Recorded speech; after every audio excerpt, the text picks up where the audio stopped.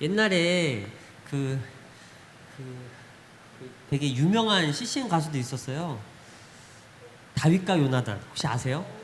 아시는 분은 되게 오래되신 분들이에요.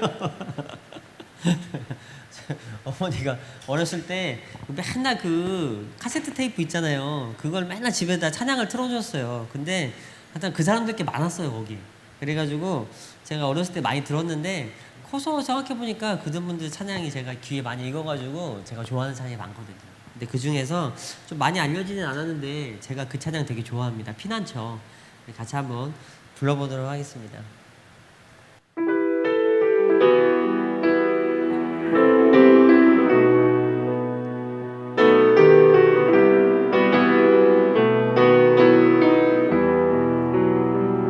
내 맘 괴로울 때 외로워질 때 소망 가득한 피난처 있네. 위험이 닥치고 시험이 와도 보호해주는 피난처 있네. 험난한 세상도 날 잊지 못하고 주의 정석에 살아가네. 그 아무도 주의 사랑은 뺏지 못해. 내 피난처 영원한 피난처. 슬픔에 잠길 때 절망이 될 때 날 위안해주는 피난처 있네. 연약할 때에도 두려울 때도 주 항상 계시는 피난처. 험난한 세상도 날 잊지 못하고 주의 정석에 살아가네. 그 아무도 주의 사랑은 뺏지 못해. 내 피난처 영원한 피난처. 슬픔에 잠길 때 절망이 될 때 날 위안해주는 피난처 있네. 연약할 때에도 두려울 때도 주 항상 계시는 연약할 때도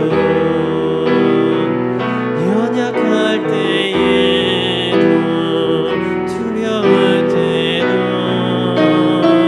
주 항상 계시는 피난처 있네.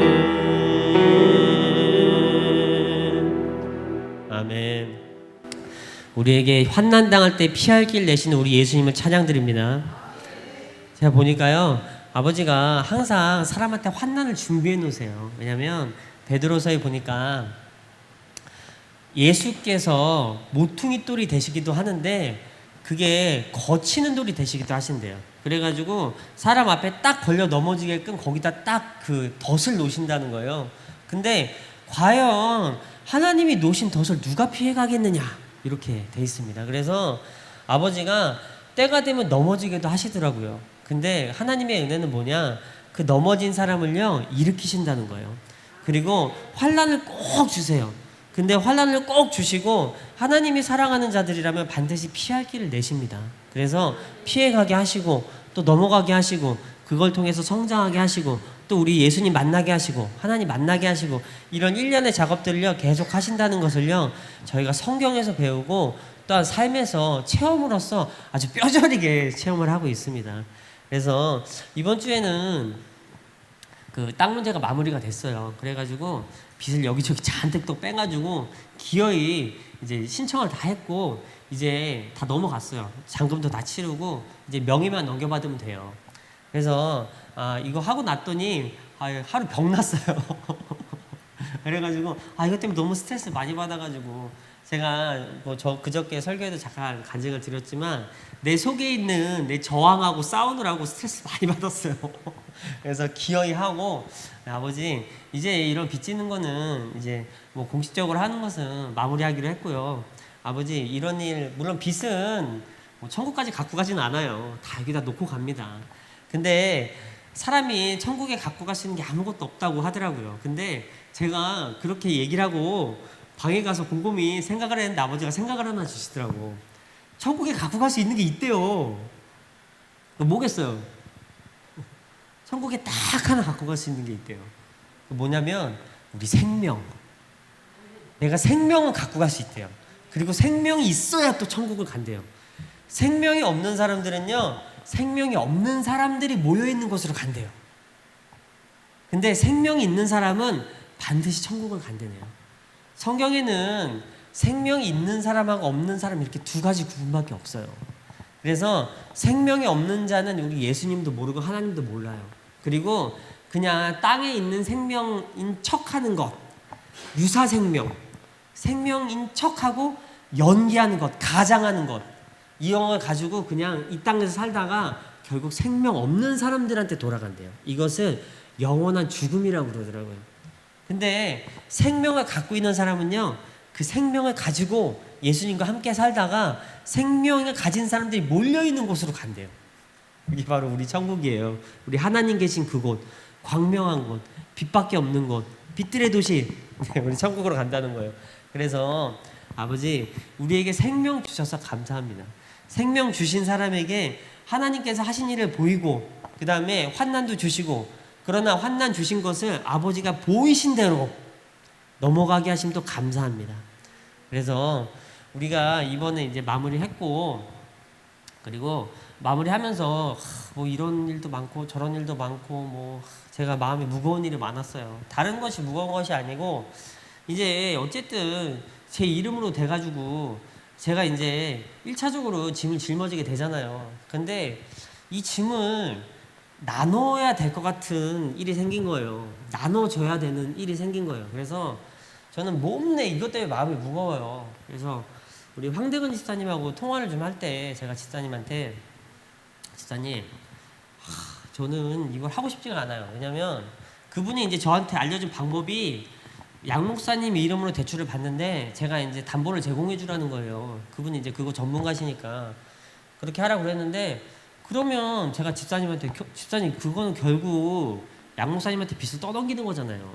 그래가지고 저는 그건 하고 싶지 않아요. 왜냐면 제가 나 혼자만 죽으면 되지 뭘 같이 죽습니까? 그리고 나 어차피 고통당하는 거 내가 당하면 되지, 빚 때문에 뭘 같이 그래요. 저는 이렇게 다른 사람한테 부담 주는 거 평생 질색하거든요. 아주 원래 좀 제가 스타일이 그래요. 다른 사람의 도움도 많이 받고 살아요. 근데 최대한 부담을 안 주고 싶어하는 스타일이에요. 부담 주는 것도 굉장히 마음속에 그런 약간 응어리 같은 게 있어요. 어렸을 때 제가 한번 쇼크를 받았는데 그게 상대방한테 이렇게 부담 주는 것이 부담이 될 수도 있겠구나 하는 쇼크를 한번 받았어요. 그래가지고 나는 부담 주는 게 정말 싫다 이렇게 생각을 하고, 어떻게 해서든지 그래도 부담을 주죠. 그래도 뭐도 많이 하고. 근데 어떻게 해서든지 부담을 좀 안 주고 싶었게 살아왔어요. 근데 이거는 사는 사람한테 굉장히 큰 부담을 넘기는 거 아닙니까? 그리고 이걸 함을 통해서 또 내일 때문에 누군가 또 취직을 해야 되고, 이런 상황들이 1년에 막 너무너무 스트레스가 받는 거예요. 그래서 왜냐면 내 성향하고 안 맞아가지고 너무 스트레스가 받는 거예요. 그래서 좀 스트레스를 많이 받았어요. 근데 아마도 이 짐을 나눠지게 하시고 또 그 사람들에게도 그런 짐이 필요한가 보다 제가 그렇게 일단락은 했습니다. 근데도 영 찜찜하긴 뭐 마찬가지입니다. 근데 제가 황대근 집사님한테 그 아버지 집사님, 저는 그런 거는 하고 싶지가 않아요. 왜냐면 그게 양 목사님한테 빚을 떠넘기는 거고, 그게 아무리 그래도 그분한테 그걸 다 떠넘긴다는 거 다는 아니지만 어쨌든 반이지만 그걸 떠넘긴다는 것 자체가 너무 싫어요. 그랬더니 황태기 집사님 뭐라 그러시냐면 두 번 생각도 안 해요. 아니 아버지를 위한 일인데 그것도 못해? 아 무조건 하는 거야. 그러고 말아요. 야 세상에나 별 믿음 가진 사람들이 다 있더라고요.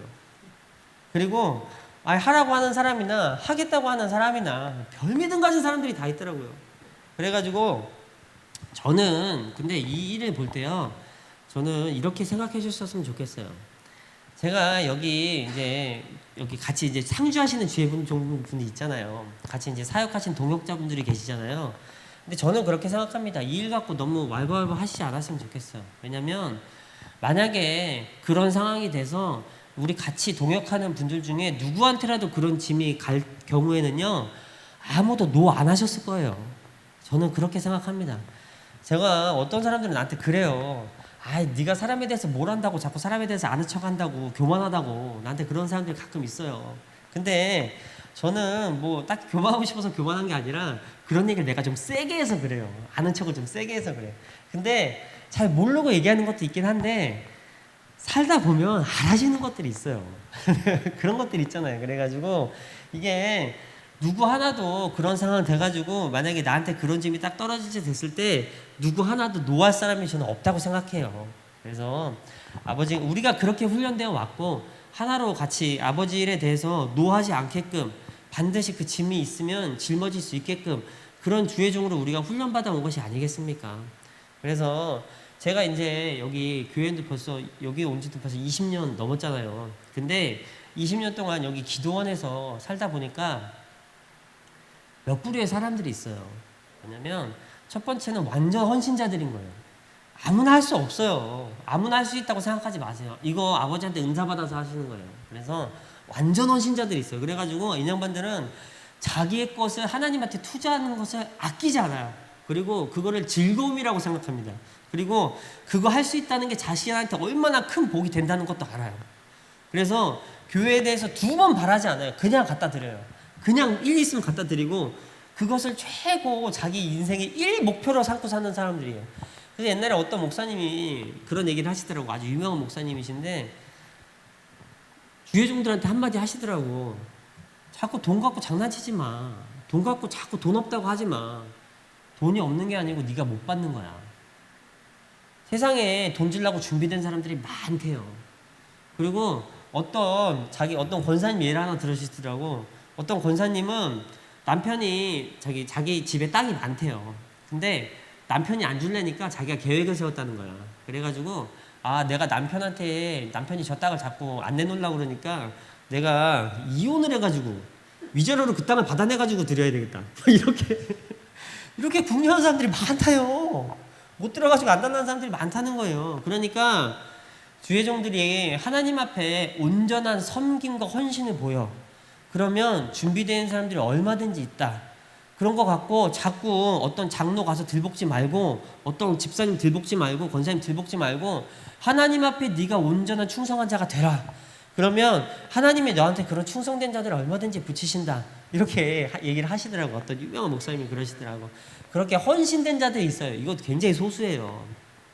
그리고 대다수의 사람들은요, 그냥 헌신할 시기가 되면 쭉 몰려서 같이 헌신도 하고 봉사 시기가 되면 쭉 같이 모여서 봉사도 하고 그 다음에 좀 빠질 시기가 되면 근데 그런 것들에 대해서 약간 부담스러워하는 사람들이 있어요.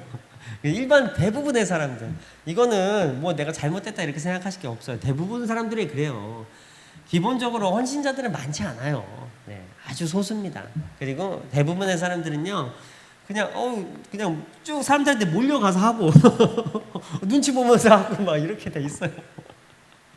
대부분의 사람들이고요. 어떤 사람들이 이런 사람들도 있어요.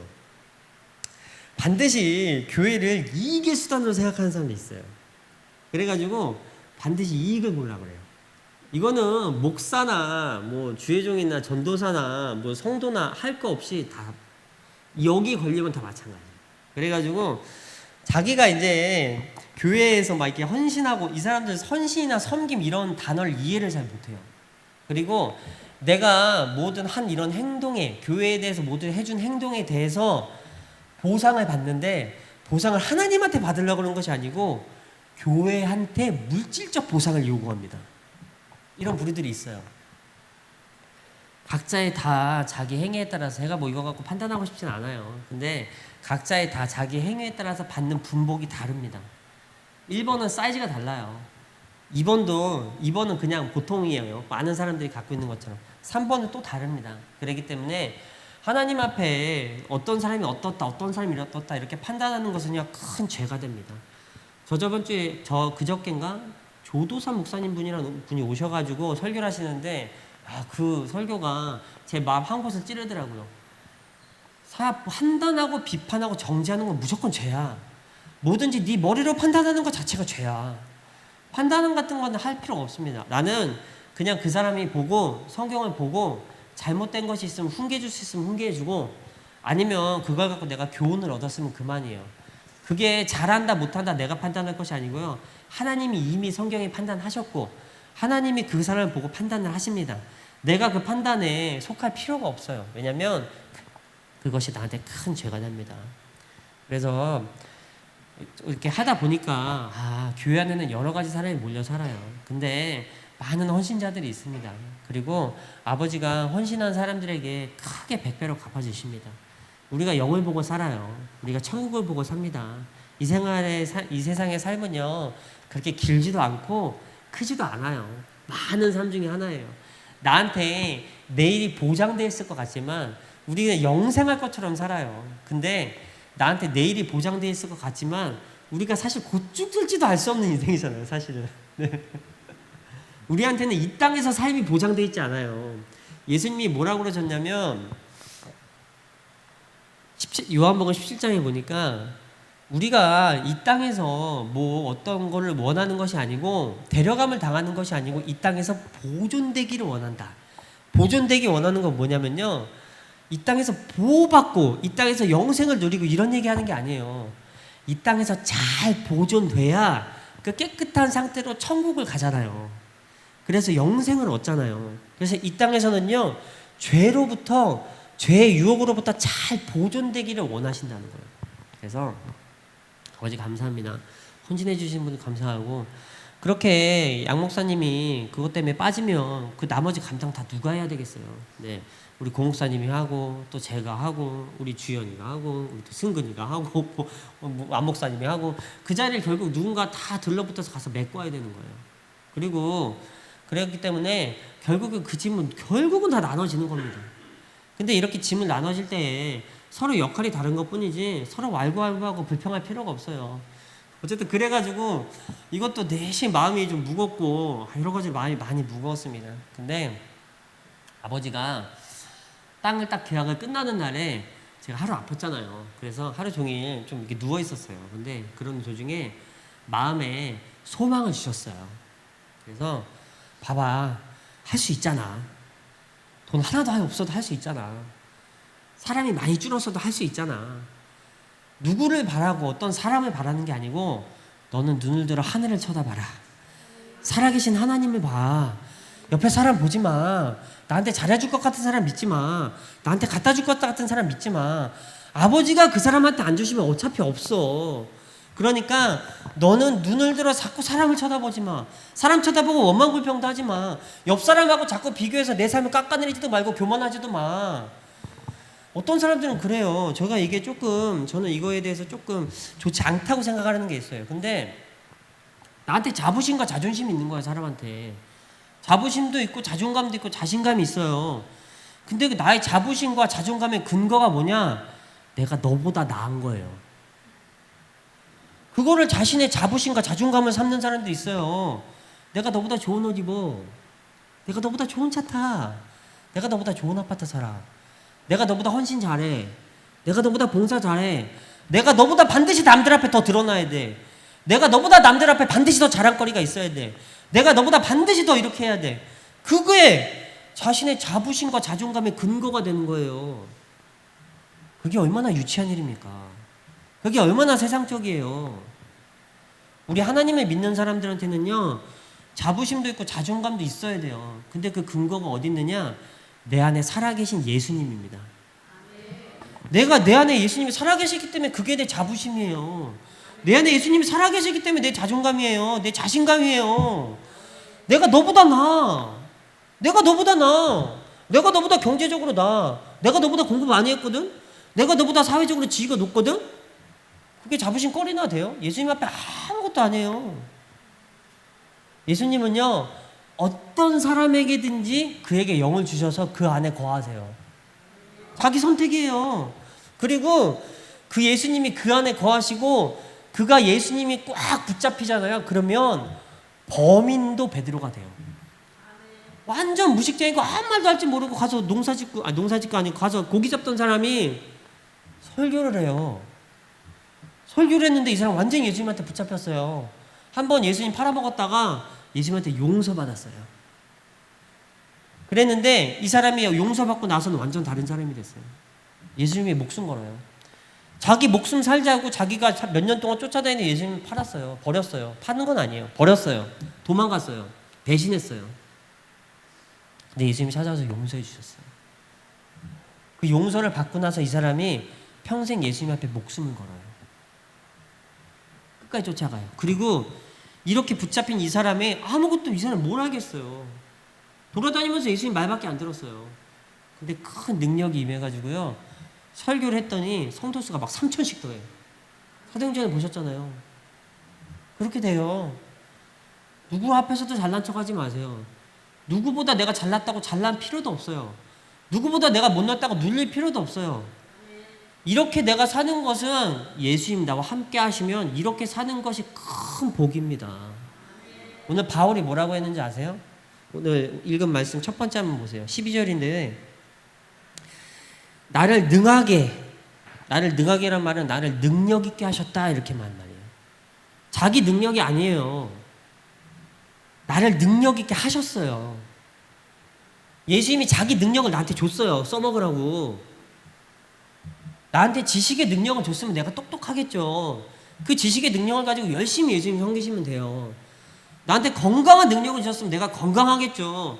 그 건강을 갖고 얼마든지 예수님 섬기시면 돼요. 나한테 찬양의 능력을 주셨으면 내가 찬양을 잘하겠죠. 그거 갖고 얼마든지 예수님 섬기시면 돼요.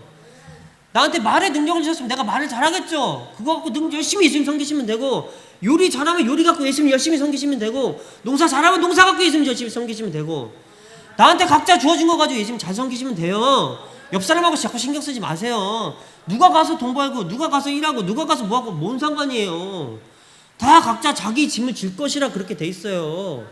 다 내 짐을 지시면 됩니다. 내가 예수님 앞에 할 거를 내가 하시면 돼요. 결국 구원은 내가 받습니다. 옆 사람이 안 받아줘요. 내 사명을 가지고 내가 가는 거예요. 내 짐을 지고 내가 가는 겁니다. 그래가지고요, 내가 할 수 없어요. 예수님한테 나한테 능력을 주시는 거예요. 할 수 있는 능력을 주세요. 할 수 있는 그 범위 내에서 최선을 다하시면 돼요. 내가 할 수 있는 거 가지고 하시면 돼요. 옆 사람 자꾸 붙잡고 늘어지지 마시고, 옆 사람하고 비교할 것도 없고, 옆 사람을 비교해서 나를 깔아뭉갤 것도 없고, 나를 높일 것도 없어요. 그 사람은 그 사람이고 난 나예요. 나는 내가 예수님께서 나한테 주신 능력을 가지고 내 것 가지고 그냥 최선을 다하는 거예요. 무슨 능력 받으셨어요? 그거 가지고 최선 다하시면 됩니다. 그러면 아버지께서 거기서 날로 더 발전하게 하세요. 10개도 주시고 100개도 주시고 1000개도 주시고 줄 수 있는 만큼 주세요. 하고자 하는 자에게, 할 수 있는 자에게, 택하신 자에게 그렇게 하실 줄 믿습니다. 그래서 그 다음 한번 보세요. 나를 능하게 하신 그리스도 예수 우리 주께 내가 감사함은 나를 충성되게 여겨 내게 직분을 맡기심이니. 바울이 감사한 게 1번 이건 거예요. 나한테 직분을 주셨어. 우리가 원망불평거리 1번이 뭔지 아세요? 나한테 직분을 줬어. 왜 나를 이렇게 부담스럽게 해? 왜 나를 이렇게 힘들게 해? 나 죄종하기 싫었거든. 나 옛날에 일 다녔거든. 근데 굳이 잡아다가 죄종을 시켜가지고 그렇게 힘들게 만들어! 우리 원망불평거리 1번이에요. 제가 여기 20년을 살았거든요. 여기는 특히 또 잡아다가 다 죄종 시키는 데잖아요. 왜 이렇게 원장님 만난 사람마다 다 죄종을 하래? 저 웃겨 진짜. 근데 은사가 얼마나 웃긴지 아세요? 은사가 사람을 끌어당겨요. 그래가지고 우리가 끌어당기면 한 80%가 죄종인 거야. 죄종을 여기로 보내요. 죄종을 안 하니까. 그리고 나머지 20%가 죄종이 아니에요. 그거 희한하죠? 그게 은사가 있는 곳에 그 사람이 가는 거예요. 병 고치는 은사가 있는 사람한테 병 고치는 사람을 보내시는 거예요. 당연한 거잖아요. 주의종 세우는 은사가 있는 사람한테 주의종을 보냈어요. 그래서 80%가 주의종이에요. 다는 아니에요. 다는 아니고 한 80%가 주의종이에요. 그래가지고 어저께도 그 조 목사님이 저를 잠깐 보자고, 아들을 보자고 그래가지고, 야, 그분은 그 성품이나 이런 것들이 딱 느낌이 오시더라고요. 정말 사람을 소중하게 생각하시고 사람을 잘 대해주시는 그런 성품의 목사님이시더라고요. 관계를 좋아하시는 그런 목사님이시더라고요. 그래가지고 이제 아들을 보자고 했어서 제가 갔어요. 그랬더니 그분이 이제 인천에 연인이 다니는 교회에 그 윤영표 목사님 그 30년 친구시래요. 오랜 친구시래요. 그래가지고 그 윤영표 목사님 주변에 친구들, 그분이 친구가 많으세요. 근데 제가 보니까 친구들 중에 아주 신실하신 분들이 많이 계시더라고요. 근데 이제 그분 친구신데 그 윤영표 목사님 아들도 이제 주의종을 원한다. 그 윤영표 목사님이 그러셨대요. 그 친구니까. 그래서 결혼식 때 전날 둘이 가셔가지고 5시간 동안 밤기도를 하셨대. 그래가지고 이제 그분도 이제 목사 되길 원한다 그랬더니 원장님이 대뜸 뭐라고 하냐면 걔 목사예요. 그런 거야. 그래가지고 목사님 깜짝 놀랐어. 걔 목사 됐어요? 야, 그런 거 갖고 굳이 그렇게 표현할 필요가 있나? 사람을 좀 배려해서 표현해주면 좋은데 사람한테 오해를 불러일으키기 너무 좋은 말이잖아요. 벌써 목사 됐다는 말이잖아요. 걔 목사예요? 그러면 걔 벌써 목사 됐어요? 깜짝 놀라가지고 그래서 제가 설명해드렸어요. 그게 아니고 그 사람도 목사의 사명이 있다고요. 그랬더니 그런 거예요. 그런 거예요. 주변에 이렇게 목사들하고 전도사님들만 이렇게 다 들끓어요. 이유는 은사가 그래서 그래요. 근데 있어보니까 많은 사람들이 원망 불평의 근거가 그거예요. 왜 나한테 직분을 줬냐는 거야. 왜 나한테 주의종을 시키냐는 거예요. 왜 나한테 하나님을 섬기는 이런 섬김의 중차대한 직분을 줬냐는 거예요. 부담스럽게. 나는 그냥 사람들 뒤에 대충 숨어가지고 이렇게 눈치 살살 보면서 빠져나가면서 뒤에서 자기 할 건 다 하면서 앞에서는 안 그렇죠 고상하죠 이러고 살고 싶었는데 왜 나한테 그런 직분을 줘가지고 이렇게 부담스럽게 안 하는 거예요. 나 사람들 앞에 드러나기 싫은데 자꾸 왜 사람들 앞에 서게 만드냐는 거예요. 제가 너무 잘 알죠. 나 설교하기 진짜 어려워하는 사람이잖아요. 사람들 앞에 서는 게 너무 부끄럽고 싫어요. 근데 아버지가 이렇게 줬으니 어떻게 해요. 그래가지고 하다가 이거 갖고 한 15년째 지금 나 자신과 또 싸우고 있어요. 네. 근데 왜 나한테 그러냐는 거야. 왜 나한테 이런 직분을 줘가지고, 왜 나한테 주의종을 삼아줘가지고, 왜 나한테 이렇게 부담스러운 얘기를 줘가지고 싫다는 거야. 어떤 사람은 그래요. 와가지고 당신 주의종이에요. 시키려고 그런 게 아니야. 자기가 꿈을 꿨어요. 자기가 주의종이라고. 아니 자기가 주의종이라고 아버지가 그러는데 어떻게 안 전해줘요. 전해주잖아요. 내가 그런 걸 왜 해요? 한 번에 잘라버리고 가서 안 와요. 야, 세상에나. 그래도 교회를 오래 다녔으면, 아버지 말씀을 그렇게 오래 들었으면, 내가 주의종이란 말 들었으면 한번 생각이라도 좀 해봐야 되잖아요. 마음속에 어떤 꺼리낌이라도 하나 있어야 되잖아요. 근데 2번 생각도 안 해요. 딱 그딴 거 안 해요. 그럼 가버려요. 세상에나. 우리 예수님의 복음이 그 사람들 안에서 그렇게 하찮게 되는구만. 우리 아버지가 주신 직분이 내 상황과 내 생각에 따라 그렇게 하찮게 되는구나. 근데 바울은 어떤지 아세요? 바울이 감사한 게 1번이 자기한테 직분을 줬다는 거래요. 근데 바울이 너무 감사하대요. 왜 감사하겠어요? 그게 생명이라서 그래요. 그리고 바울이 하는 말이 뭐냐? 내가 이전에 그 다음 주 저랑 보세요. 13절에 내가 이전에 비방자, 박해자, 폭행자 시험에 나오면 이렇게 외우시면 돼요. 비박폭. 내가 옛날엔 비방자, 박해자, 폭행자였어. 오히려 누구를 비방하고 박해하고 폭행했냐? 예수님을 믿는 사람들을 그랬어. 내가 하나님의 율법을 가지고. 여긴 그게 생략돼 있죠? 근데 내가 이전엔 말이야. 근데 그 위에 문맥에는요 그 율법 얘기가 나와요. 내가 근데 이전에 하나님의 율법을 가지고 예수님 믿는 사람들을 비방하고 박해하고 폭행했어. 폭력을 행했어. 내가 그런 사람이었어. 근데 뭐라고 했느냐? 도리어 내가 긍휼을 입은 것은 내가 믿지 아니할 때에 알지 못하고 그랬다 그랬어요. 그때는 그게 그 사람한테 열심이었어요. 우리가 어렸을 때는요 교회 안에서 막 서로 비판하고 비판하고 서로 막 손가락질하고 이게 하나님을 위한 일인 줄 알아요. 서로 막 잘해보겠다고 싸워요. 서로 막 잘해보겠다고 화내요. 서로 막 잘해보겠다고 다퉈요. 제식회의 한 번 하면 싸움판 나요. 반드시 장로님하고 목사님하고 멱살 잡고 끝나는 경우가 많아요. 그럴 만큼 아주 분쟁이 센 교회들이 많아요. 근데 왜 그러냐? 그게 자기가 잘한다고 생각해요. 그 전에 하나님의 긍휼이 아직 없는 거예요. 그거는 안타까워할 문제지 내가 그걸 비난할 문제가 아니에요. 얼마든지 사람은 그럴 수 있어요. 왜? 바울도 그랬어요. 내가 알지 못할 때 그랬어. 내가 옛날에 몰랐어. 내가 하나님의 율법을 가졌었어. 내가 하나님의 열심을 가졌어. 그래가지고 그 열심을 가지고 하나님의 뜻대로 안 하는 사람들, 하나님의 율법을 어기는 사람들, 하나님의 뜻에 들어오지 않는 사람들이라고 내가 생각하는 사람들 다 가서 비난하고 비방하고 폭행하고 돌로 때려 죽이고. 스데반을 죽인 게 일본이 누구였어요? 바울이잖아요.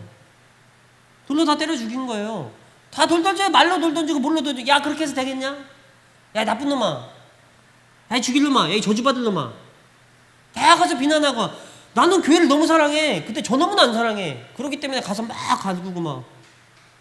성도들은 어떤지 알아요? 끼리끼리 막 뭉쳐다니면 세상에 하던 버릇 그대로 해요. 교회 안에서 다 이지매 시켜요. 이지매 뭔지 아시죠? 왕따 시킨단 말이에요.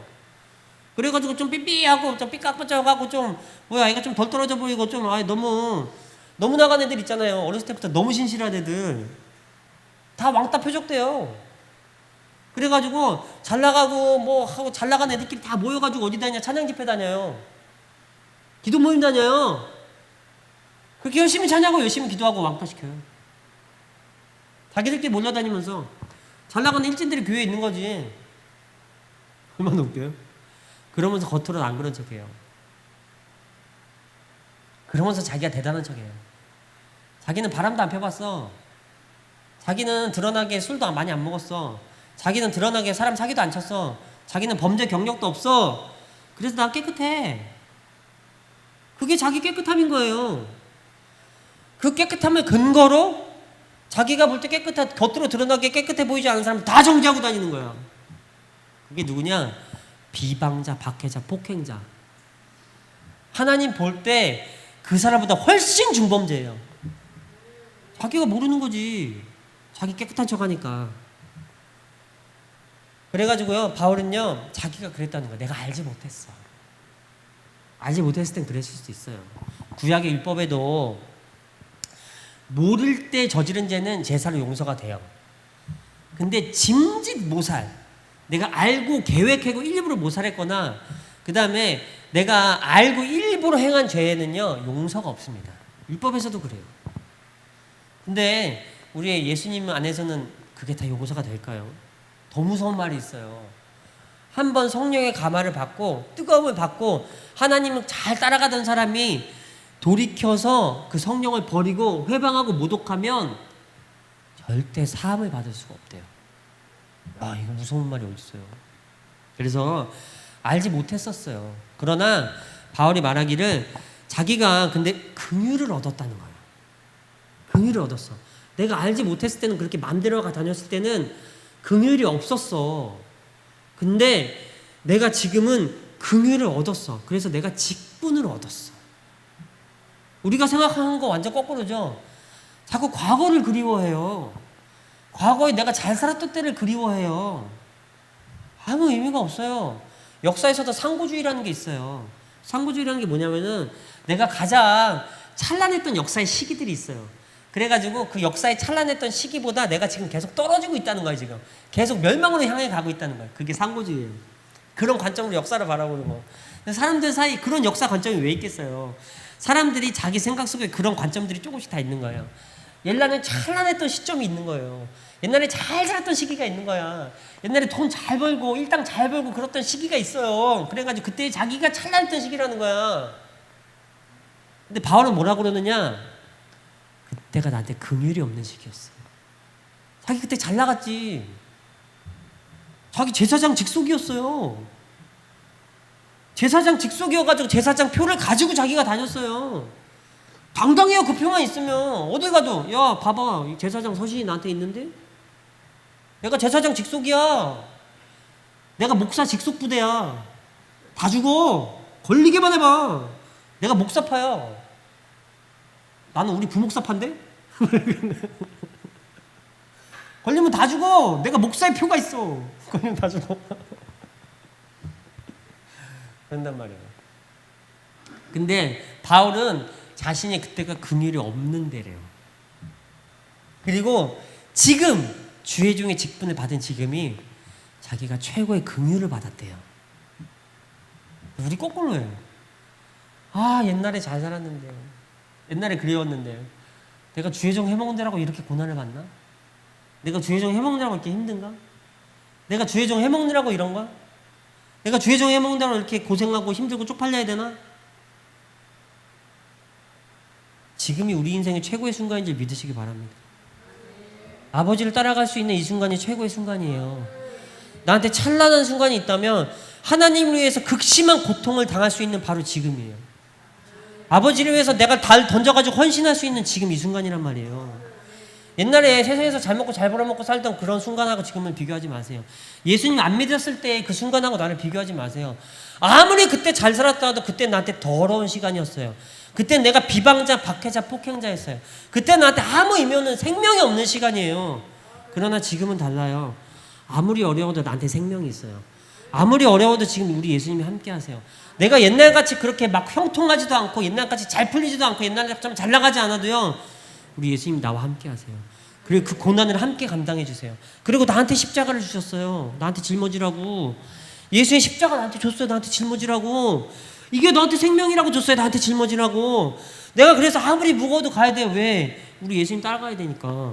우리 예수님 가는 길은 좁은 길이에요. 나한테 줬어요. 다른 사람한테 안 줬어요. 이 빚 나한테 줬어요. 내가 무조건 갖고 가는 거예요. 내 거니까. 아버지가 나한테 준 사명의 십자가를 내가 왜 버립니까? 다 버리고 홀가분하게 살 수 있어요. 옛날처럼. 아무 걱정 없이 홀가분하게 다 살 수 있어요. 옛날처럼. 아무 걱정 없이 살 수 있어요. 걱정 없으셨어요. 진짜로 해서. 거짓말하지 마세요. 다 고난스러워요. 세상에서도 고난스럽고 여기서도 고난스러워요. 어차피 고난스러울 거라면 우리 예수님 십자가 지고 고난스러운 게 훨씬 낫습니다. 생명이 보장돼 있어요. 밖에서 고난은 세상 고난이고 사망의 고난이에요. 우리 예수님 앞에 고난은요 반드시 나를 생명으로 이끄는 회개로 이끄는 고난인 줄 믿으시기 바랍니다. 그렇기 때문에 이런 고난을 나한테 주셨다는 것 자체가 지금이 나한테 찬란한 시기인 거예요. 지금이 나한테 영광의 시기예요. 가장 큰 긍휼이 나한테 내렸어요. 왜? 내가 주의 종의 직분을 받았거든요. 더 큰 영광은 뭔지 아세요? 내가 집도 절도 없고 근본도 없어요. 어디 가서 교단도 없어. 말하면 뭐 개소리야. 뭐 그런 교단이 어디 있어 세상에. 그런단 말이야.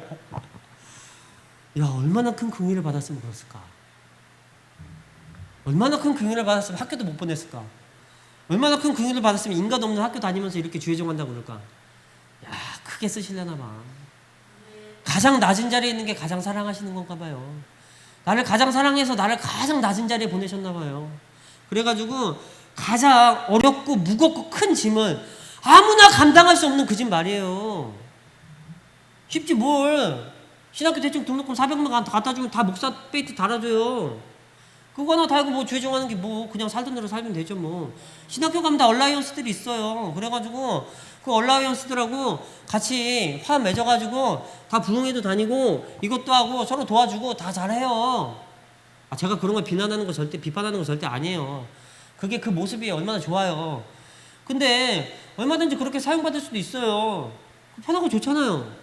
얼마든지 그 길도 원래 고난스럽긴 해요. 근데 고난스러운데 다른 그거보다 더 쓸데없는 비난 안 받아도 되잖아요. 근데 얼마나 그 길이 내렸나 몰라요. 십자가 중에 진짜 무거운 걸 짊어놨어요. 같은 교회 안에서도 얼마나 비난받아야 되는지 몰라요. 같은 예수님 믿는 사람들이 그렇게 비난을 해요. 같이 예수님 믿는다면서 그렇게 손가락질해요. 같이 예수님 믿는다면서 그렇게 뜯어먹으려고 그래요. 같이 예수님 믿는다면서 그렇게 못해먹어서 안달이에요. 이상하죠? 그냥 똑같이 가면서 예수님 잘 믿는다. 좋은 교회, 좋은 사람들, 좋은 거 이런 말 듣는 그런 은사 가지고 그런 생각할 수도 있는데 굳이 하기 싫다는 사람 데려다가 주의종 만드는 작업 굳이 회개 안 하겠다는 사람 데려다가 회개시키는 금식, 굳이 보통 신학교도 아니고 뭐 이름도 없는데 데려다가 아무 내세울 것도 없는데 데려다가 굳이 여기서 안수 줘가지고 여기서 목사 만들어가지고 그렇게 하는 그런 가장 어렵고 힘들고 낮은 그런 자리에다가 왜 나를 보내셨을까? 이렇게 큰 직분이 어딨나? 이렇게 큰 긍휼이 어딨나? 그럴만 하니까 데려다 놨겠지 뭐. 그런 능력을 나한테 주실 것 같으니까 데려다 놨겠지 뭐. 가장 어려운 일을 감당할 수 있는 사람이 가장 큰 능력 가진 거 아니에요? 가장 큰 걸 담당할 수 있는 게 가장 큰 능력 가진 거 아니에요? 아무도 할 수 없는 걸 할 수 있는 게 가장 큰 능력 주신 거 아니에요? 우리에게 그런 긍휼이 있는지 믿으시기 바랍니다. 각자 주어진 짐을 담당하세요. 다른 사람 보고 원망불평하지 마세요. 다른 목사님하고 비교하실 필요도 없어요. 다른 잘 나가는 사람하고 비교할 필요 없어요. 코인 대박 나가지고 돈 많이 버는 사람, 주식 잘해가지고 돈 많이 버는 사람, 세상에서 잘 나가서 돈 많이 버는 사람, 워렌 버핏이 어떻고, 뭐 마이크로소프트 회장이 어떻고, 뭐 애플의 뭐 CEO가 어떻고, 다 소용없어요. 나한테 우리 예수님이 계세요. 예수님이 필요할 때마다 넘겨주세요. 환난과 고난의 순간에서 나를 넘겨주세요. 고통의 순간에서 나를 끄집어내주세요. 그리고 그분이 나한테 생명이 내주세요. 그 생명 가지고 내가 살아요. 그 생명이 있어야 내가 살아있어요. 그 생명이 있어야 내가 존재해요. 옆 사람 때문에 나 존재하는 거 아니에요. 그 생명 갖고 내가 삽니다. 다음 말씀 한번 보도록 하겠습니다. 14절, 15절 한번 볼게요. 이쁘다. 모든 사람이 받을 만한 이 말이여. 그리스도 예수께서는 죄인을 구원하시려고 세상에 임하셨다 하였도다. 그 죄인 중에 내가 괴수다. 이렇게 되어 있습니다. 그러면서 16절에 그러나 내가 긍휼을 입은 까닭이 있어. 이렇게 얘기했어요. 자기가 죄인 중에 괴수래요. 여기서 괴수라는 단어는요, 프로토스예요. 프로토스는 헬라어로 형용사거든요. 첫 번째, 첫째, 으뜸가는 그런 뜻이에요. 그래서 내가 죄인 중에 으뜸이야. 그러나 나한테 긍휼받은 까닭이 있어. 왜냐면 내가 예수님께서 나를 오래 참아주셨어. 먼저 나한테 오래 참아주셨어. 그리고 먼저 오래 참으시고 다른 사람한테 본이 되려고 죄인 중에 내가 첫 번째라는 거예요. 로마서에 보잖아요. 예수님이 생명자의 첫 번째예요. 첫사람 아담은 죽음 저주를 몰고 왔잖아요. 그 다음 아담은 생명을 우리에게 주셨어요. 그 생명자 첫 번째 우리 예수님. 바울은 뭐라고 그랬냐? 아니야, 내가 죄인의 첫 번째야. 그렇기 때문에 예수님께서 나를 통해서 많은 사람들에게 본을 보이시려고 먼저 예수님께서 나를 오래 참아주신 거예요. 우리가 죄인이에요. 우리가 죄인인지 아셔야 돼요. 죄인은 있잖아요. 죄인은 참 희한한 게 있더라고요. 교회 안에는 의인과 죄인이 섞여 있어요. 근데 스스로 의인이 있어요. 스스로 죄인이 있어요. 근데 스스로 의인된 사람은요, 굉장히 재밌어요. 뭐냐면 우리가 교회 안에서 두 가지 모습의 죄인들이 있어요. 첫 번째 죄인은요, 다른 사람들 보고 계속 옳다 그르다 판단하는 죄인인 거예요. 그래가지고 이 죄인이 다니는 곳은요, 다 지옥을 만들어요. 옳다 그르다 입에 판단을 달고 다니는 사람은요, 다 지옥으로 만들어요. 자기 가정도 지옥으로 만들어요. 자기 교회도 지옥으로 만들어요.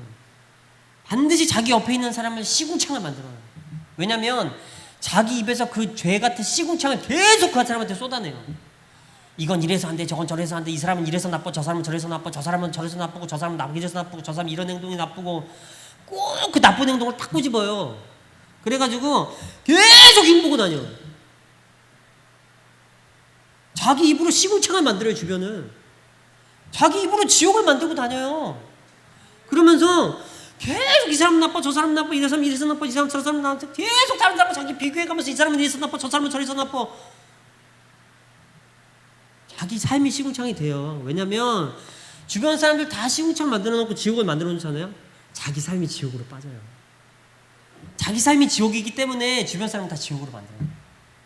이게 죄인이에요. 두 번째 죄인은 어떤 죄인이냐면요, 구원으로 택하심을 받은 죄인들의 집단이 있어요. 교회예요. 첫 번째 그 죄인은요, 자기 주변을 죄로 물들이는 사람이에요. 두 번째는요, 두 번째 모임의 죄인의 집단은요, 그 죄에서 벗어나고자 하는 사람들이에요. 본질은 똑같아요. 죄인이에요. 근데 단지 주변을 다 비판, 판단, 정죄를 통해서 전부 다 죄로 물들이느냐, 아니면 그걸 최대한 절제해가지고 내가 죄에서 벗어나고자 하느냐, 그 차이예요. 이 후자의 죄인의 교회 집단은요, 하나님 보시기에 죄인이에요. 근데 스스로를 죄인이라고 인정을 해요. 그래가지고 예수님 없이는 절대 구원받을 수 없다는 걸 알아요. 의인들은요, 예수님 없어도 구원받을 수 있어요. 교회 안에 의인들 많아요. 하나님이 의인이다 이런 의인 말고 자기가 스스로 의인된 사람들 많아요. 아까도 말했듯이 자기는 죄 안 지었거든. 드러나는 죄가 없어. 나 술 먹고 내가 개차반 친 것도 아니고 범죄 경력이 있는 것도 아니야. 내가 바람 펴보지도 않았어. 나는 깨끗하게 살았어. 아주 청결하게 살았어. 아버지 앞에 한 털의 티끌도 없이. 그런데 저때 저놈이 다 나쁜 놈이야. 스스로 의인은요, 반드시 나쁜 일의 책임을요 다른 사람한테 전가시킬 수밖에 없어요. 그렇기 때문에 원망도 많고 불평도 많은 거예요. 그게 어쩔 수 없는 기전이에요. 어쩔 수 없는 작동 원리예요. 그렇게밖에 될 수가 없어요. 네, 죄인들은 안 그래요. 자기가 죄인인지 뻔히 알아요. 실제로 죄도 많이 져요. 말도 폭력적이고 폭력적인 언사도 많이 했어요. 옛날에 바람도 많이 피고 술도 많이 먹고 여기도 깽판도 많이 치고 사람들 상처도 많이 줬어요. 자기가 그런 사람이란 걸 깨달았어요. 아, 내가 죄인이네. 아, 내가 죄인이네. 내가 죄인이야. 죄인 특징이 뭔지 아세요? 전자의 죄인은요, 말씀드렸다시피 주변을 다 지옥으로 만들고요. 후자의 죄인은요, 자기가 죄인이기 때문에 예수님으로밖에 구원받을 수 없기 때문에 죽자 살자 예수님 쫓아갑니다. 사명 짊어집니다. 십자가 아무리 무거워도 짊어질 수밖에 없어요. 왜냐하면 내가 죄인이니까. 나는 그거 안 짊어지면 내가 구원을 못 받는데, 내가 예수님 못 따라가면 구원 못 받는데, 내가 이 죄를 갖고 어디한테 갑니까? 내가 내 죄를 갖고 어디 가요? 죄의 삭은 사망이거든요. 내가 내 죄를 갖고 갈 수 있는 데 지옥밖에 없어요. 근데 나를 지옥 안 보내시려고 우리 예수님이 먼저 돌아가셨어요. 첫 번째 열매가 되셨어요. 그리고 그렇게 죄밖에 없는 나를 구원하려고 나를 오래 참아주셨어요. 내가 썩었던 행실들을, 지금도 하고 있는 그 썩어빠진 행실들 지금도 오래 참아주고 계세요. 내 모습 한번 돌아다보세요. 내가 얼마나 누추한지. 내 모습 한번 돌아보세요. 내가 예수님 앞에서 얼마나 더러운지. 깨끗한 척 할 게 있어요? 내세울 게 있어요? 진짜 그러세요? 뒤에 돌아가서 하시는지 생각해 보셨어요? 뒤에 가서 내가 무슨 짓 하고 있는지, 무슨 말 하고 다니는지 한 번이라도 생각해 보셨어요? 내 입에서 나가는 말들이 사람들의 마음속을 얼마나 시궁창으로 만들고, 그 사람들이 내 말을 듣고 계속 나를 공격하고, 그 사람들하고 싸우느라고 많은 시간을 소비하고 있는 지금 내 상황을 한번 생각해 보셨어요? 내가 하는 행동 때문에 사람들한테 질책받고, 그 질책을 방어하느라고 많은 시간을, 변론을 내느라고 많은 시간을 허비하고 있는 내 시궁창 같은 삶을 한번 생각해 보셨어요? 그게 얼마나 더러운지 생각해 보셨어요? 아, 근데 깨달았어. 나한테 긍휼이 내렸어. 바울이 받은 그 긍휼 말이에요. 아, 나한테 긍휼이 내렸어. 내가 긍휼을 받고 봤더니, 야, 내가 진짜 나쁜 놈이었네. 내가 진짜 죄인이었네. 아, 이렇게 드러나기 지은 죄, 드러나지 않은 죄가 나한테 이렇게 많았네. 아버지, 내가 내 죄를 갖고 어디로 갈까요? 가뜩이나 막 특이한 죄를 지은 사람들은요, 순종도 아주 특이하게 합니다. 내가 아버지 앞에 큰, 세상이나 아버지 앞에다 큰 죄를 지은 사람은요, 그 속에 예수님이 찾아가시면 자기 목숨 걸고 순종할 수밖에 없어요. 왜냐하면 자기가 드러내놓고 지은 죄가 있잖아요. 얼마나 큰 죄를 깨닫겠어요. 우리 예수님이 들어오셨는데, 거룩하신 예수님 앞에서 내가 얼마나 누추한 사람이겠어요. 아, 그래서 내가 스스로 죄인이 되잖아요.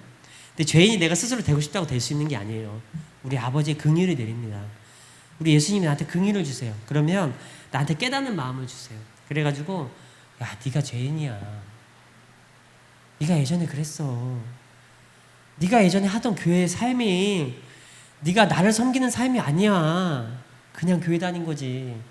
네가 옛날에 다녔던 교회 다니던 그 나를 섬겼던 그 삶이 나를 섬기는 삶이 아니었어. 그냥 네 잘난 척하려고 그랬던 거지.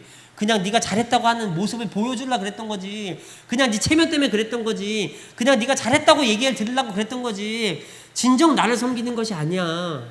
진정 나를 섬기려면 손가락질 받아도 상관없어. 다른 사람들에게 뭐 비난받아도 상관없어. 욕먹어도 상관없어. 그냥 무조건 날 따라가는 거예요. 그게 바로 긍휼을 받은 죄인입니다. 아버지, 우리한테 이렇게 긍휼을 주셔서 감사합니다. 그리고 앞으로도 긍휼 주실 거 감사합니다.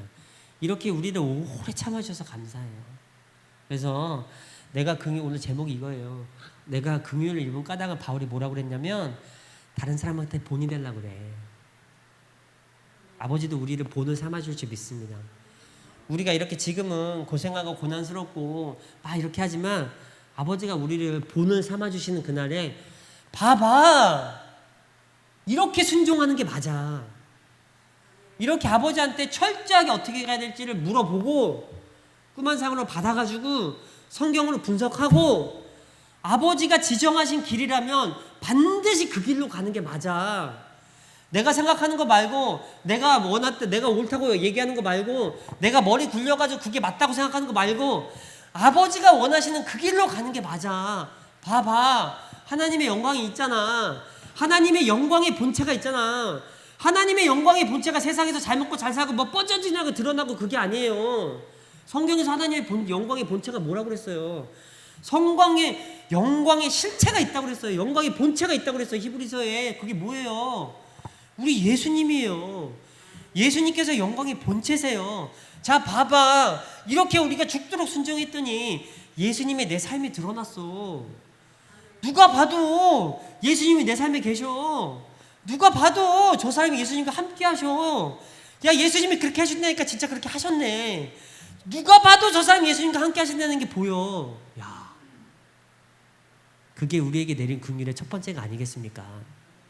그래서 하나님 감사합니다. 우리한테 긍휼 주시고 이렇게 할 수 있게 해주시고 깨닫게 하시고 우리를 얼마나 사랑하셨으면 얼마나 이렇게 우리를 훈련시키시고 우리를 얼마나 사랑하셨으면 우리한테 이렇게 큰 능력 주시고 얼마나 우리를 사랑하셨으면 우리를 이렇게 제일 낮은 자리에다가 보내셔가지고 아무도 할 수 없는, 웬만한 사람이 할 수 없는 이런 사역을 담당하게 하셨겠습니까? 아버지 감사합니다.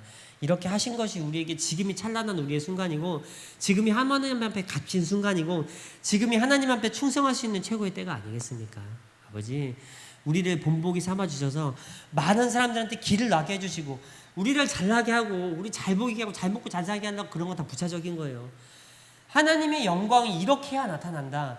하나님께서 나타나려면 이렇게 충성하고 순종해야 된다는 것을 우리에게 본을 보이게 하시고 많은 사람들이 우리의 본을 보고 그렇게 따라오게 하시고 아모스 예배당 짓게 하시고 많은 사람들이 금식하게 하시고 금식을 통하여서 하나님의 긍휼이 급속도로 오게 하시고 그 사람들도 깨닫고 하나님께 자신이 죄인임을 깨닫고 자신들의 모든 것을 버리고 하나님을 섬길 때에 아버지가 그 사람들에게도 긍휼을 베푸시고 예수님이 그 사람들에게도 찾아가시고 우리가 모두 회개하고 하나님을 충만하게 따라갈 수 있는 저희 여러분 되시기를 축복드립니다. 저희 다 같이 그렇게 해달라고 주여 한번 부르고 통성으로 기도하도록 하겠습니다. 주여! 하나님 감사합니다. 오늘 거룩하도록 해주신 하나님 감사드립니다. 아버지, 우리가 하나님 앞에 죄인입니다. 우리가 스스로 의인되는 것이 아니라 스스로 죄인되게 도와주시옵소서.